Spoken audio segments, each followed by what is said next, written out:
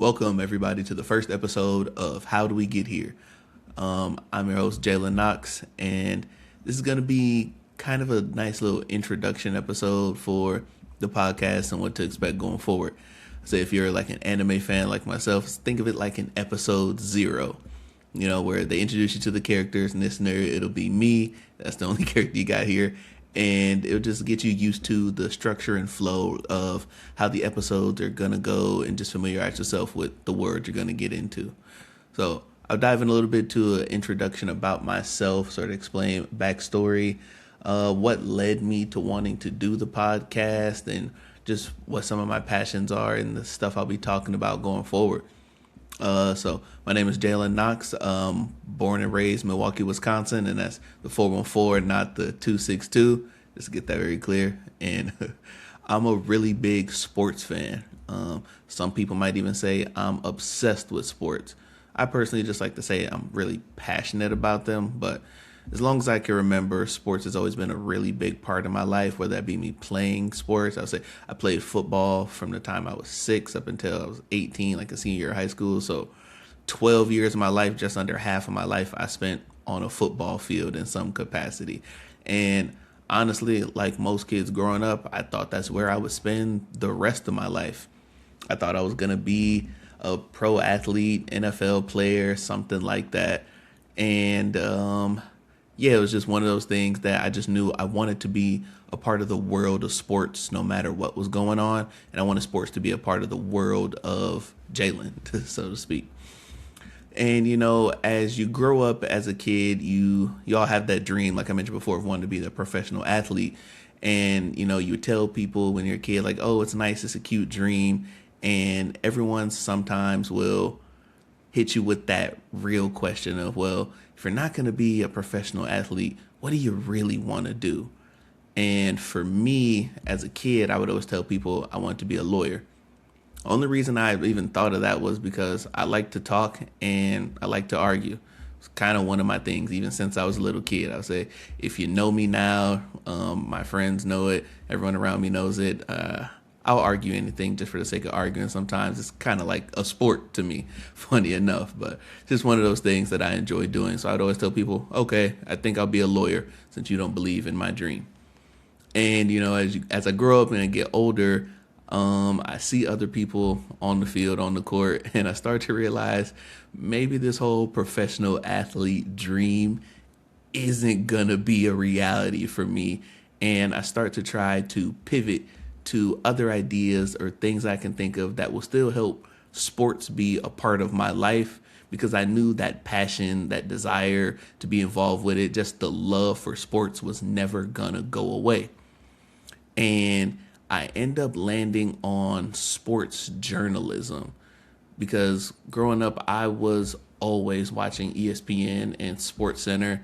I was watching shows like Pardon the Interruption with Michael Wilbon, or Around the Horn with guys like Bomani Jones, J.A. Adonde, Pablo Torre, Clinton Yates. And seeing people like that on TV, it made me feel like this was something that I could do myself.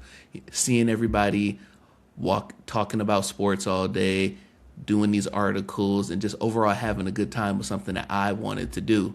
Or even someone who I still look up to this day, who's also from the mean streets of Milwaukee, Ernie Johnson, the host of Inside the NBA, now on ESPN, but formerly on TNT.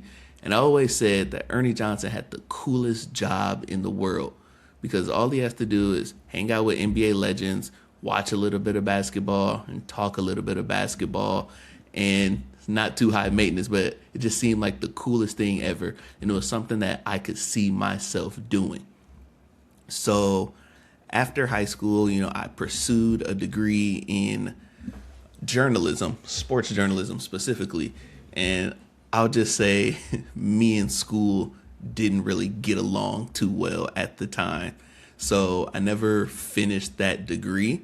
But something that I did get out of that college experience was understanding other things that I was passionate about, other things that I enjoyed, other things that really piqued my interest.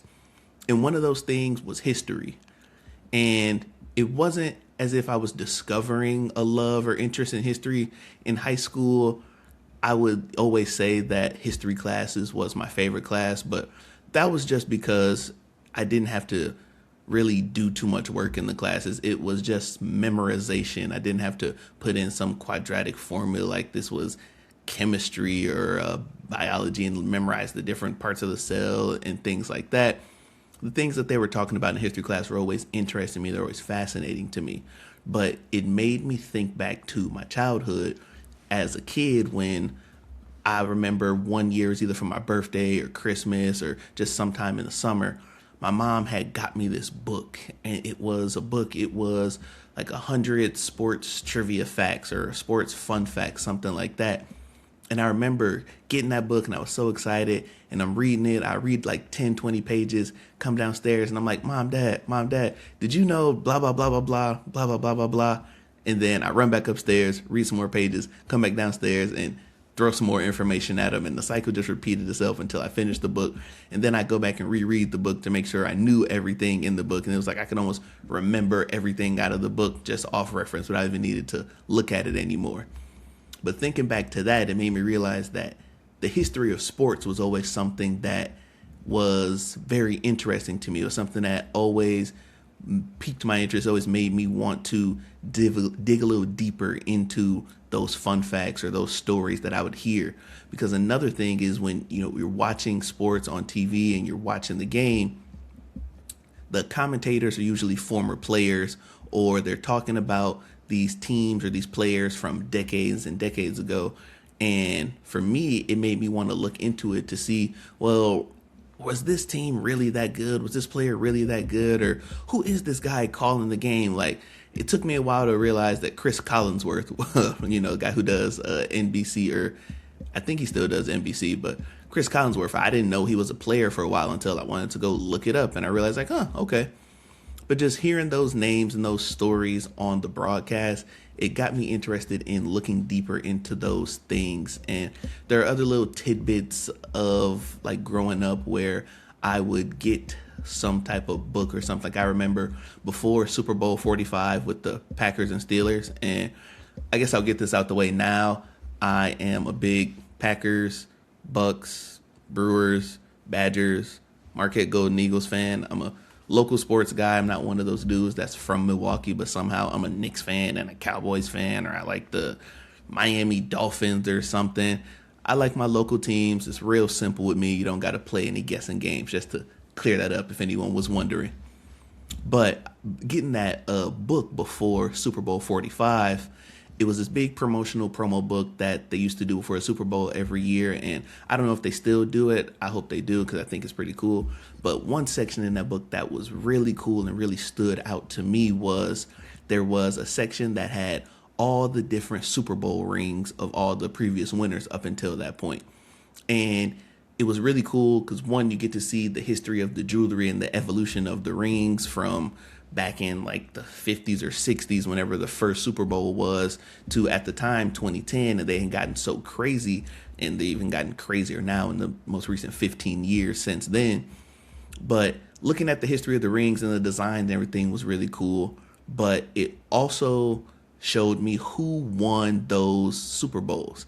And when I would think about who won like the first or second or third Super Bowl, still to this day, I reference that book because it was something that always stood out to me. And this is like a small minor thing that at the time I didn't think was super significant, but it was one of those things that was shaping who I was and the interests and the loves that I have still to this day. Because at that time I was like 10 years old and now about to be 26 in a couple of weeks, and still that's a core memory for me is reading that book and looking at those rings. I remember the Jets ring was cool because it was like green and gold, but it wasn't like Packers green and gold. It was different. Or like seeing the different Patriots rings, and as they got more Super Bowls, they added more trophies onto it. It was just something that stuck with me all this time.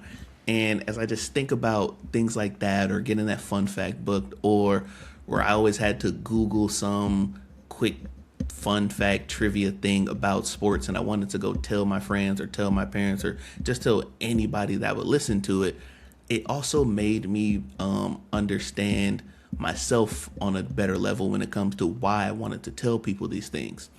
Because one of the other things that I really like to do is to talk to people in a way, I would say like an educational way, not like I'm a teacher, but I like to impart knowledge on people. If there's something I know and you don't know, and whether it's interesting or helpful, beneficial, whatever it is, I think that'll be something that will, it's always fun to tell people those stories or just tell people that new information. I used to like one of my second job ever, I worked at Best Buy and I sold TVs. And I was someone that was somewhat interested in technology and TVs and stuff like that. I wasn't super deep into it like I would say I am now and later on, like after having that job.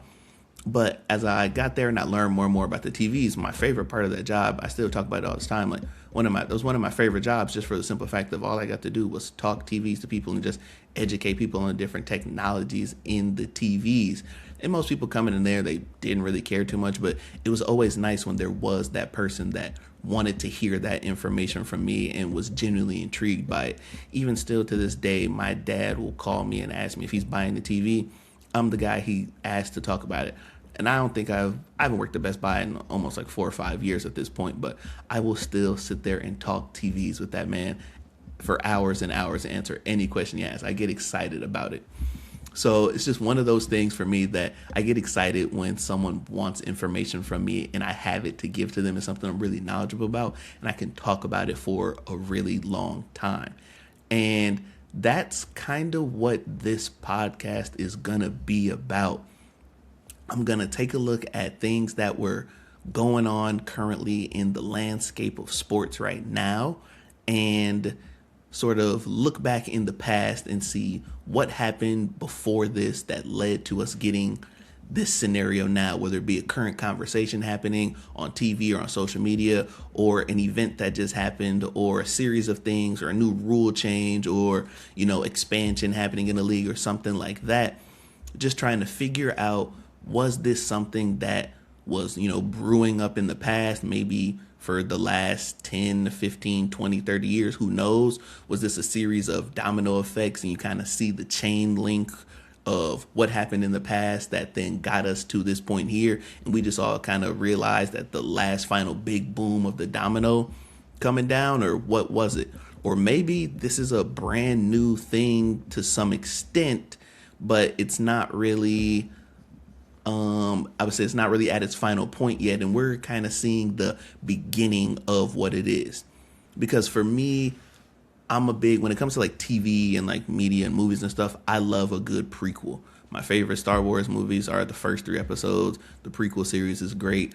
When I watched the show Legend of Korra, my favorite part was the story, the couple episodes about like the first ever Avatar, or even like with Game of Thrones, watching House of the Dragon or the new show The Night of the Seven Kingdoms.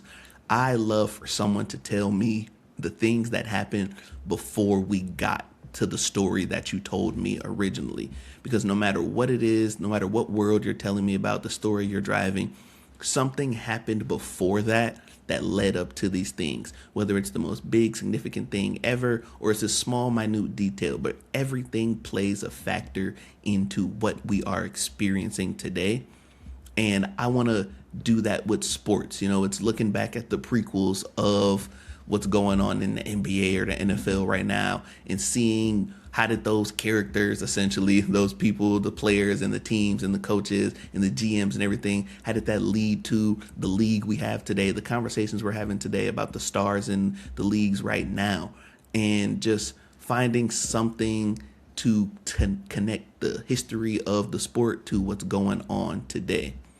And that's really what this show is going to be about. Just me talking about things that I'm really passionate about that I think other people want to hear about too. I know I'm not the only person that enjoys the history of sports or enjoys a good prequel and likes sports too. So that's who this show is for. If you're someone who really likes sports, likes the conversation of sports going on right now, and you also care about the things that happened before, and you maybe thought, I wonder why this is what it is today, because everyone has a question about something. But if you ever had a question about why is this happening now, I'll be the guy that's going to do the dirty work, dig through the articles, read everything, watch the videos, and sort of give a nice breakdown of what it was that happened before that led to this today. So if that sounds like something that you'd be interested in, then I would definitely recommend hitting the subscribe button to the channel. I have a lot of good ideas coming up for future episodes. And if you know anyone that you think might be interested in watching this or listening to this, please share this with someone, whether it be sharing the link, word of mouth, all the support will help out. And I want to thank you guys in advance for all the listens, the shares, the follows, the likes, the comments, all the love and support that I know you guys are going to give me when you see the effort and the work and the product that I put out there for you guys. So that's going to do it for the first episode of How Do We Get Here? I'm your host, Jalen Knox, and I'll see you guys next time where we try to figure out how do we get here.